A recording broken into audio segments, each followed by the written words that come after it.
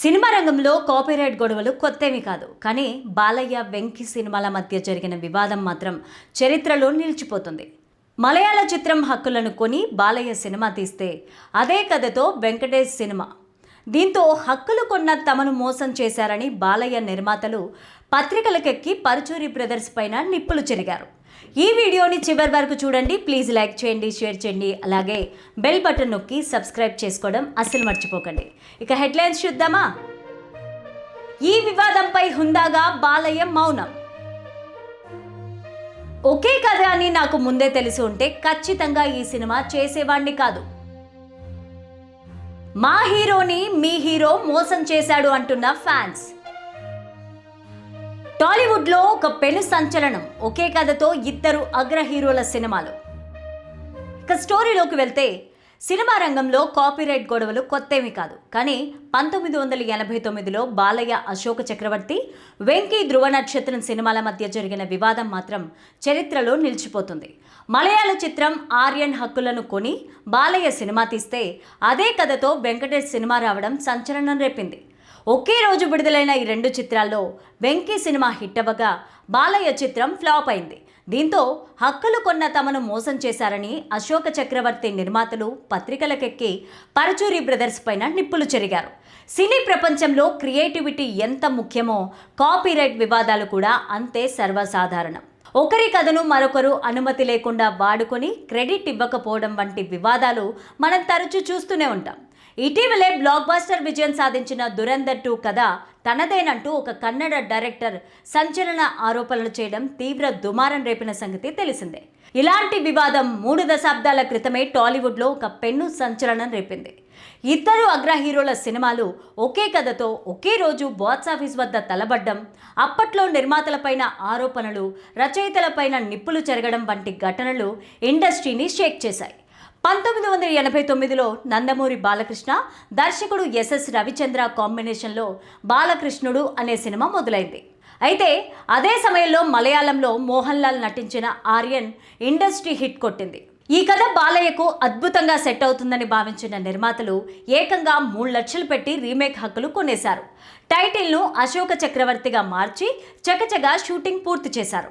అదే సమయంలో విక్టరీ వెంకటేష్ హీరోగా ధృవ నక్షత్రం అనే సినిమా కూడా సిద్ధమైంది. విచిత్రం ఏంటంటే ఈ సినిమా కథ కూడా ఆర్యన్ మూలాల నుంచే పుట్టింది. 1989 జూన్ 29న ఈ రెండు సినిమాలు ఒకే రోజు థియేటర్లోకి వచ్చాయి. అప్పటికే బాలయ్య ముద్దుల మామయ్యతో కెరీర్ పీక్స్లో ఉన్నారు. కానీ తీరా చూస్తే సీన్ రివర్స్ అయింది.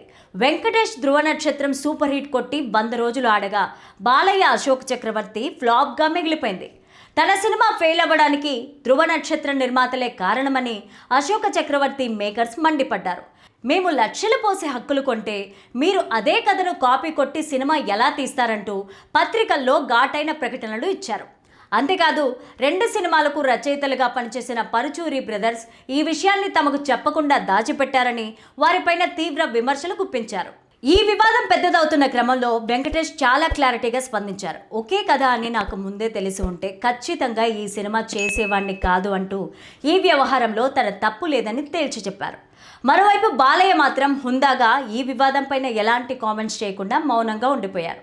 ఆ గడువ కొద్ది రోజులకి సద్దుమణిగినా ఇప్పటికీ టాలీవుడ్లో చరిత్రలో ఇదొక వివాదాస్పద అధ్యాయంగా మిగిలిపోయింది. ఇక ప్రస్తుతానికి వస్తే బాలకృష్ణ సినిమాలకు తమనందించే సంగీతం ప్రత్యేక గుర్తింపును పొందింది.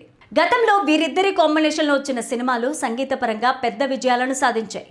అదే మ్యాజిక్ను NBK 111లో కూడా రిపీట్ చేయాలని తమన్ కృషి చేస్తున్నట్టు తెలుస్తోంది. ఇప్పటికే ఈ సినిమా కోసం ఆయన 2 పవర్ఫుల్ ట్యూన్స్ను సిద్ధం చేసినట్టు టాక్ వినిపిస్తోంది. వీటిలో ఒక సాంగ్కు అనంత శ్రీరామ్ నుంచి మంచి పవర్ఫుల్ సాహిత్యాన్ని అందించినట్లు సమాచారం. ఈ సాంగ్ను త్వరలోనే హైదరాబాద్లోని రామోజీ ఫిలిం సిటీలో షూట్ చేసేందుకు ప్లాన్ చేస్తున్నారు. భారీ సెటప్తో తెరకెక్కించనున్న ఈ సాంగ్ సినిమాలో కీలకమైన మాస్ ఎలిమెంట్గా నిలవనుందని టాక్. ఇదే లొకేషన్లో వెంటనే ఓ భారీ యాక్షన్ సీక్వెన్స్ను కూడా షూట్ చేయాలని మేకర్స్ నిర్ణయించినట్టు సమాచారం. బాలయ్యకు ప్రత్యేకంగా డిజైన్ చేసిన ఈ యాక్షన్ ఎపిసోడ్ సినిమాలో హైలైట్గా నిలుస్తుందని ఇండస్ట్రీ వర్గాలు చెప్తున్నాయి. ఈ మూవీలో బాలకృష్ణ రాజుగా కనిపించనున్నారని ఇప్పటికే విడుదలైన అనౌన్స్మెంట్ పోస్టర్ ద్వారా క్లారిటీ వచ్చేసింది. పీరియాడిక్ బ్యాక్ డ్రాప్లో తెరకెక్కుతున్న ఈ సినిమా కథ, పాత్రలు ప్రేక్షకుల్లో భారీ అంచనాలను క్రియేట్ చేస్తున్నాయి. Balayya mark mass dialogues, powerful యాక్షన్తో పాటు ఎమోషన్స్ కూడా ఈ సినిమాలో ప్రధాన ఆకర్షణగా నిలవనున్నాయి. ఇక హీరోయిన్గా నయనతార నటిస్తూ ఉండడం సినిమాకు మరో ప్రధాన హైలైట్. గతంలో వీరిద్దరి కాంబినేషన్లో వచ్చిన సినిమాలు బాక్సాఫీస్ వద్ద మంచి విజయాలను సాధించాయి. దీంతో మరోసారి ఈ జోడీ స్క్రీన్ పైన కనిపించబోతూ ఉండడంతో అభిమానుల్లో ఇంట్రెస్ట్ పెరిగింది.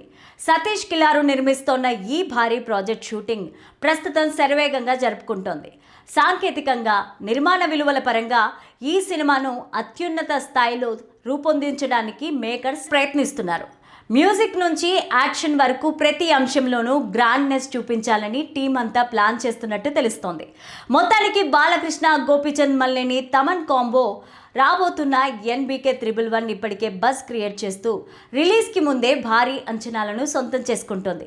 మరి ఫ్యాన్స్ అంచనాలను ఈ సినిమా ఏ మేరకు అందుకుంటుందో చూడాలి.